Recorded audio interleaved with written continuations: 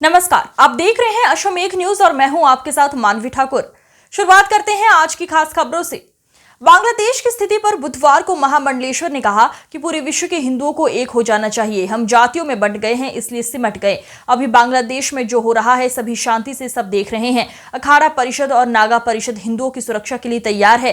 सरकार हमें इशारा दे, हम बांग्लादेश में भी हिंदुओं की सुरक्षा करेंगे। जो वंदे मातरम और जय श्री राम बोलेगा वही भारत में रह सकता है। विपक्ष शांत बैठा हुआ है, सारे हिंदू ये भी देख लो। बांग्लादेश से जो मुसलमान भारत आ रहे हैं उन्होंने इन सभी को घुसपैठिया बताया है। बीजा मंडल और ओवैसी के बयान पर भी साधा निशाना। महामंडलेश्वर नवलगिरी महाराज ने कहा कि बीजा मंडल हो या फिर ताजमहल, सब मंदिर हैं। ओवैसी को खुला चैलेंज है, तुम्हारे लिए केवल नागा ही काफी है। भारत में कहीं भी मस्जिद नहीं थी, केवल थोपे गए हैं। भारत में सिर्फ मंदिर थे। घुसपैठियों को रोकना, देखिए वैसे तो हम लोग अक्सर सुनते चले आ रहे हैं कि सरकार इस पर कार्य कर रही है, उसके बाद भी बहुत तादाद में घुसपैठी हो रहा है।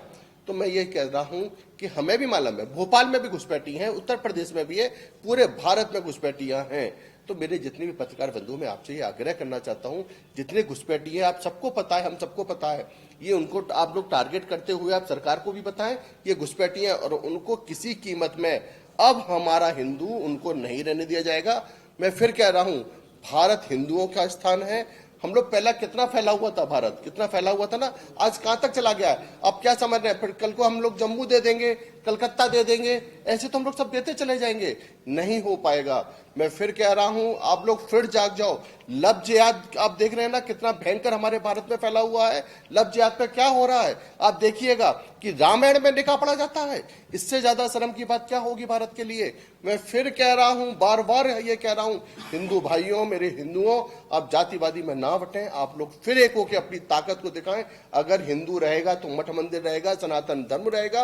विश्व शांति की बात सिर्फ हिंदू करता है, भारत करता है और कोई नहीं करता है, इसलिए सबको एक होना चाहिए। इसी यात्रा पे निकला हुआ हूं। हम बार बार एक आवाज उठा रहे हैं कि पूरे विश्व के हिंदुओं को एक हो जाना चाहिए, है ना। और ये समय भी है। हम लोग जातिवादी में बट गए हैं और राजनीति में बट गए हैं।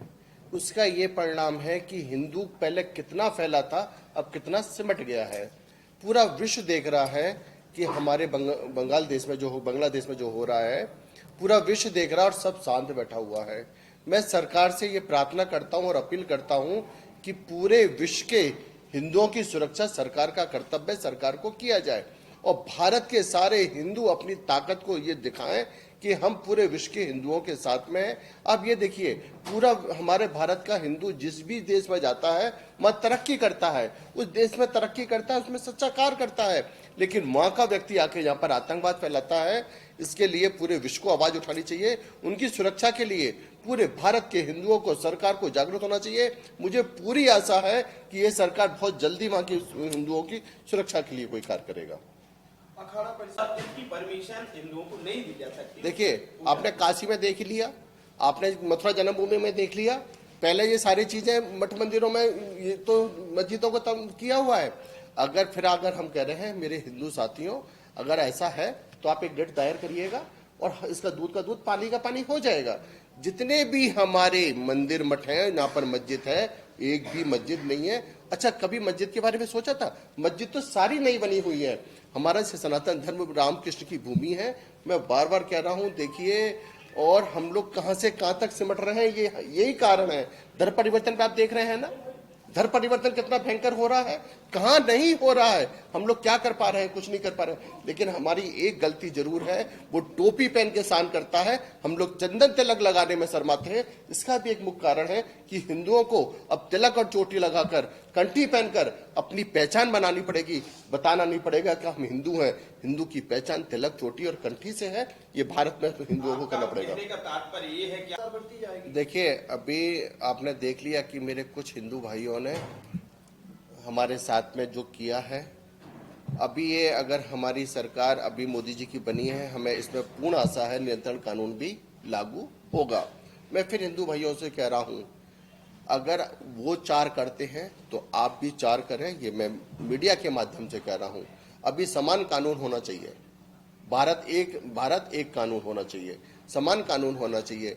अगर वो भी एक पैदा करें तो हम भी एक पैदा करें, वो 2 पैदा करें तो हम भी 2 पैदा करें। सरकार इसके लिए तुरंत एक्शन लेना चाहिए और नियंत्रण कानून आना चाहिए। अगर जनसंख्या कानून नहीं आएगा तो भारत की स्थिति बहुत दयनीय हो जाएगी। आज भी आप लोग देख रहे हैं, आप देख रहे हैं ना कि हमारे भारत में लव जिहाद कितना भयंकर हो रहा है।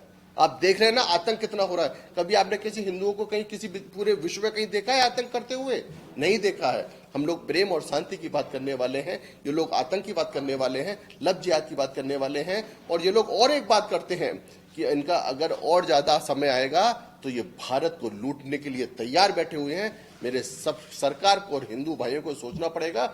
अगर आप नहीं जागे तो समझ लीजिएगा हम अपने पीछे आने वाली पीढ़ी को कुछ नहीं दे पाएंगे। ये हमारा आपका सबका कर्तव्य है।